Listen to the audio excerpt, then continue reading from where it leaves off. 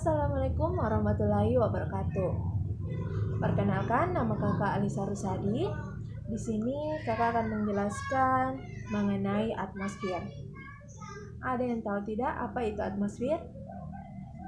Nah, kakak akan jelaskan. Atmosfer adalah selimut gas yang menutupi sebuah planet termasuk bumi. Nah, atmosfer bumi ini merupakan selimut gas yang menutupi atau melindungi bumi dari permukaan bumi hingga ke luar angkasa.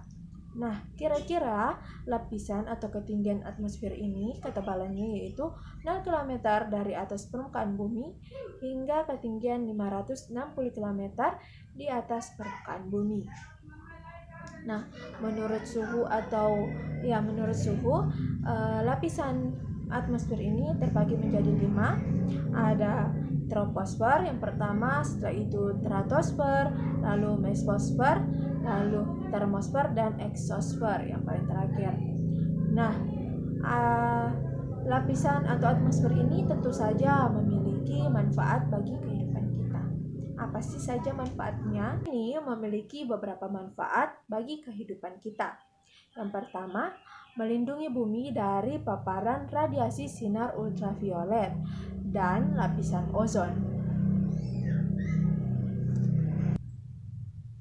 Yang kedua, sinar ultraviolet sangat berbahaya bagi kehidupan di bumi, sehingga dengan adanya atmosfer itu dapat melindungi kita.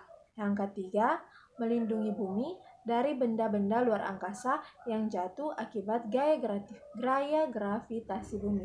Jadi, jika meteor jatuh ke bumi, itu akan terkikis melalui lapisan-lapisan atmosfer, sehingga tidak langsung ke bumi.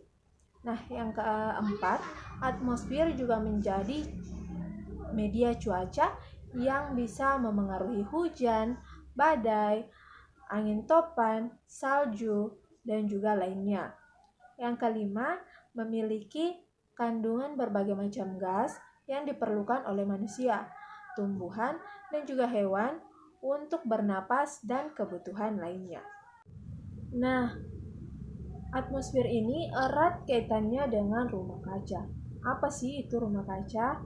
Nah, secara umum, rumah kaca diartikan sebagai proses naiknya suhu bumi yang disebabkan perubahan komposisi sebuah atmosfer.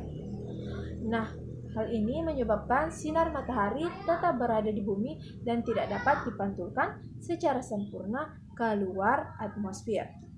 Pada dasarnya, efek rumah kaca merupakan fenomena alam yang wajar terjadi. Yang jadi permasalahan adalah fenomena ini berjalan begitu cepat dan dapat menyebabkan kerusakan yang terjadi di permukaan bumi.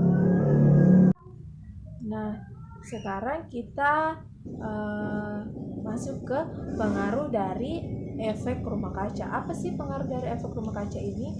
Pengaruh efek rumah kaca ini tentu saja yang pertama, yaitu terjadinya pemanasan global. Hal ini mengancam seluruh ekosistem akibat kenaikan suhu bumi yang bertambah panas. Yang kedua adalah mencairnya es di kutub yang mengancam ekosistem. Yang ketiga, laut akan semakin meluas karena konsentrasi gas-gas rumah kaca yang meningkat. Yang keempat, menipisnya lapisan ozon membuat sinar ultraviolet yang berbahaya sampai masuk ke dalam bumi. Nah, bagaimana sih sampai efek rumah kaca itu bisa terjadi, atau bagaimana mekanisme terjadinya efek rumah kaca?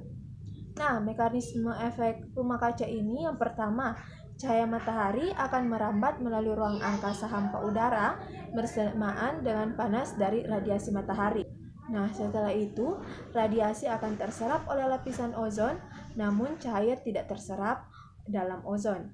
Yang ketiga, cahaya matahari beserta energi panasnya menyentuh permukaan daratan, menyebabkan pemantulannya itu tidak merata. Setelah itu akan menyentuh air, panas akan mudah terpantul kembali ke luar angkasa dan 30% diantaranya terperangkap oleh gas-gas rumah kaca pada lapisan ozon. Nah, setelah itu 70%-nya berhasil keluar dari atmosfer kembali ke luar angkasa. Nah, itulah proses atau mekanisme terjadinya efek rumah kaca. Sekarang, apa sih dampak dari rumah kaca? Nah, dampak dari rumah kaca ini terbagi menjadi dua. Ada dampak positif dan juga dampak negatifnya. Nah, dampak positif dari adanya rumah kaca ini yang pertama, memastikan bahwa bumi tetap dalam kondisi yang hangat. Tanpa adanya gas rumah kaca, maka panas dari matahari akan sangat mudah terpantul keluar angkasa tanpa adanya pengembalian panas ke dalam bumi. Yang kedua atau dampak negatifnya yaitu jika gas rumah kaca berada di atas kondisi normal, maka semakin banyak panas matahari yang tidak bisa keluar dari dalam bumi keluar angkasa, yang mengakibatkan penghangatan dari dalam bumi ini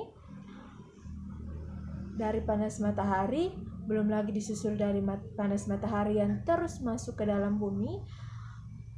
Jika sudah benar-benar penuh gas rumah kaca, maka suhu bumi akan sangat panas. Sebagai contoh, salah satunya itu planet Venus dengan suhu terpanas di tata surya karena atmosfernya penuh dengan gas-gas rumah kaca. Nah, setelah mendengar dampak, efek, juga mekanisme terjadinya rumah kaca ini, bagaimana sih kita atau usaha kita dalam mengurangi terjadinya efek rumah kaca?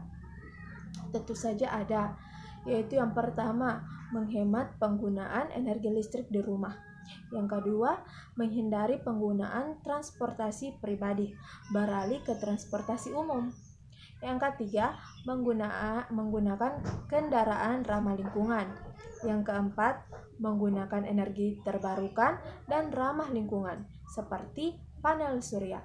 Yang kelima, beralih ke pupuk organik. Yang keenam, mengolah limbah ternak menjadi biogas untuk mengurangi emisi CH4. Yang keenam, reboisasi agar siklus karbon bisa kembali seimbang atau sama rata. Yang ketujuh, mengurangi pemakaian kantong plastik dengan membawa botol minuman sendiri atau menggunakan tas berbelanja sendiri yang bukan untuk tas berbelanja satu kali pakai. Yang terakhir, membiasakan mendaur ulang sampah, terutama plastik. Jadi kita memisahkan mana sampah organik dan mana sampah anorganik. Nah, itu saja yang kakak jelaskan untuk hari ini mengenai atmosfer juga rumah kaca. Untuk kurang dan lebihnya mohon dimaafkan. Semoga penjelasan kakak ini dapat bermanfaat bagi kalian semua. Atas kurang dan lebihnya mohon dimaafkan. Wassalamualaikum warahmatullahi wabarakatuh. See you.